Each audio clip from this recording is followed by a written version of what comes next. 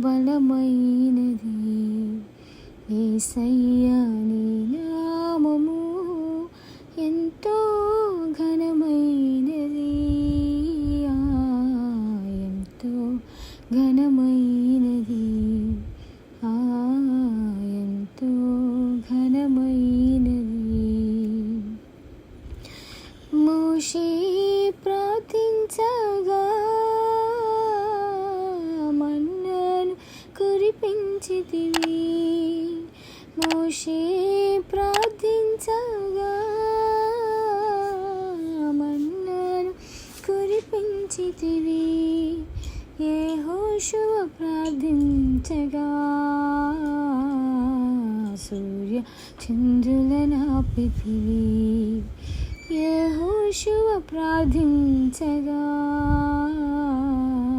సూర్య చంద్రులనాపితివి. యెహోవా నీ నామము ఎంతో బలమైనది. ఎంతో బలమైనది.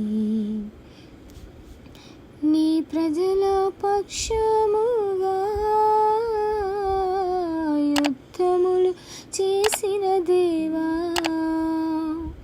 నీ ప్రజల పక్షముగా యుద్ధములు చేసిన దేవా.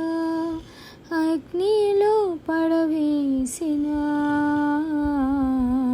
భయమేమి లేకుండిరి. అగ్నిలో పడవేసిన భయమేమి లేకుండిరి. యెహోవా నీ నామము ఎంతో బలమైనది. ఎంతో బలమైనది. సింహాల బోనుకైనా సంతోషముగా వెళ్ళిరి. సింహాల బోనుకైనా సంతోషముగా వెళ్ళిరి. ప్రార్థించి రక్షించి నీ హస్తము. ప్రార్థించి రక్షించి నీ హస్తము. యెహోవా నీ నామము ఎంతో బలమైనది.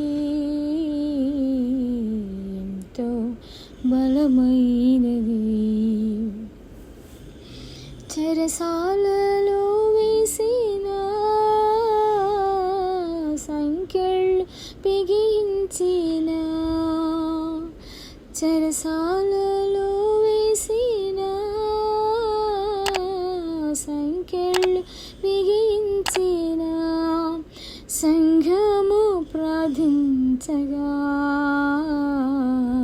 సంకెళ్ళు విడిపోయిను. సంఘము ప్రార్థించగా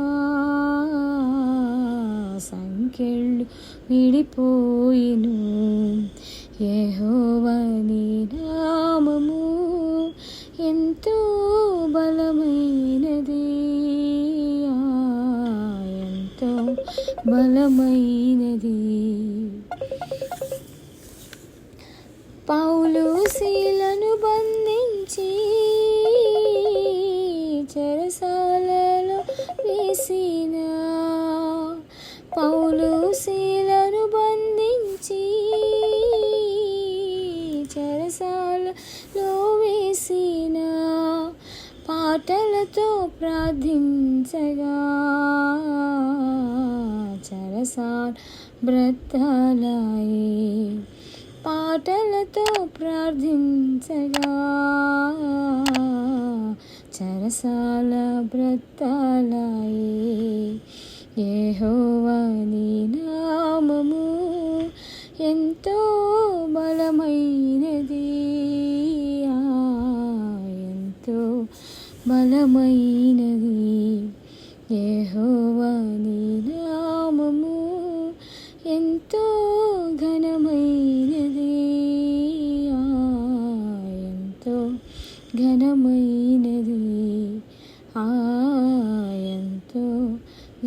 ఘనమైనది,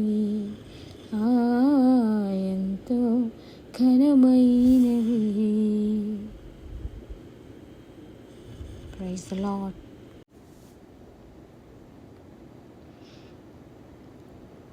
ఒక చిన్న దేవుని మాట నేను మీతో పంచుకోవాలని ఆశపడుతున్నాను. అదేంటంటే దావీదు రాసినటువంటి కీర్తనల గ్రంథం 1వ అధ్యాయం 2వ వచనంలో, యెహోవా ధర్మశాస్త్రమందు ఆనందించుచు దివారాత్రము దానిని ధ్యానించువాడు ధన్యుడు. సరేనండి, దీని మీద ఒక చిన్న ఉదాహరణ నేను మీతో పంచుకోవాలనుకుంటున్నాను. అదేంటంటే, ఒకరోజు ఒక పాస్టర్ గారు తన సంఘంలో ఉన్న ఒక విశ్వాసురాలి ఇంటికి వెళ్ళారట దర్శించడానికి. వెళ్ళినప్పుడు ఆ పాస్టర్ గారికి ఆ విశ్వాసురాలు ఒక వెండి గిన్నెలో పాయసం పెట్టి వెండి స్పూన్ కూడా ఇచ్చారంట తినడానికి. అయితే అంతా ముగించి ప్రేయర్ చేసిన తర్వాత పాస్టర్ గారు ప్రార్థన చేసి ఇంటికి వెళ్ళిపోయారంట. ఆ తర్వాత రోజు నుంచి వెండి స్పూను కనిపించలేదంట ఆ విశ్వాసురాలికి. ఆ తర్వాత ఆ విశ్వాసురాలికి అనుమానం ఏంటంటే, పాస్టర్ గారు వచ్చారు కదా, పాస్టర్ గారు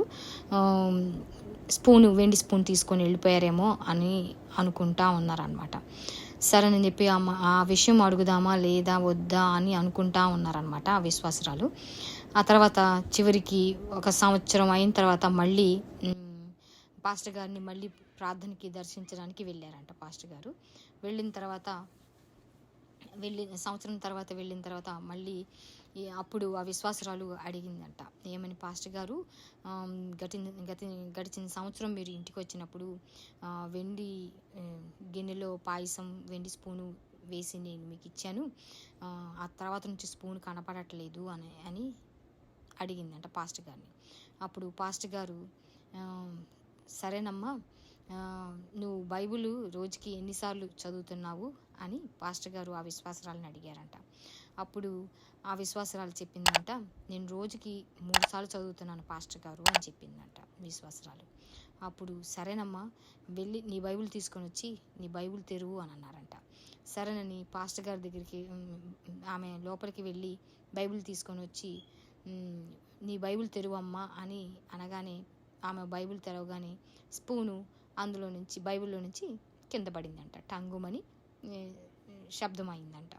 అప్పుడు ఆశ్చర్యంతో ఆమె విశ్వాసరాలు, ఎవరు పెట్టారు ఈ స్పూను బైబిల్లో అని అంటే, పాస్టర్ గారు నేనే పెట్టానమ్మా గడిచిన సంవత్సరము అని చెప్పారంట పాస్టర్ గారు ఆ విశ్వాసరాలతో.